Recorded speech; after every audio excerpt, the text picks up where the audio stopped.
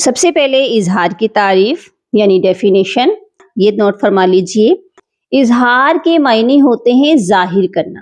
جب بھی نون ساکن اور تنوین کے بعد حروف حلقی میں سے کوئی بھی حرف آ جائے تو ہم نون ساکن اور تنوین پر اظہار کرتے ہیں. اس کے ساتھ ساتھ آپ کو حروف حلقی بھی یاد ہونے چاہیے. حروف حلقی کون سے ہیں؟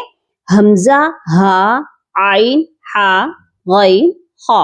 جب بھی یہ حروف نون ساکن کے بعد آئیں گے یا تنوین کے بعد آئیں گے تو ہم نے نون ساکن کی آواز کو اور تنوین کی آواز کو صرف ظاہر کرنا ہے. مثال سے سمجھتے ہیں تاکہ آپ کو سمجھنے میں آسانی ہو جائے.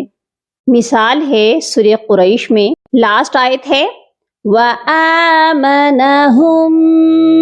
مِّنْ خَوْفٍ.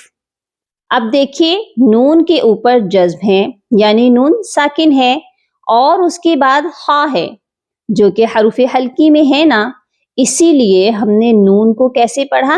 من.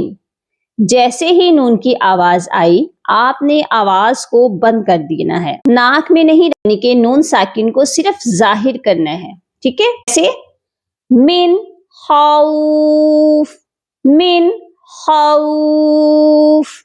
ٹھیک ہو گیا؟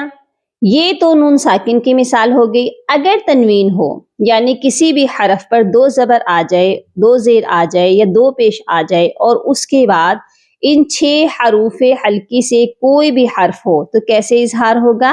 سورہ فلق کی اس آیت کو دیکھیے وَمِن شَرِّ غَاسِقٍ إِذَا وَقَبَ.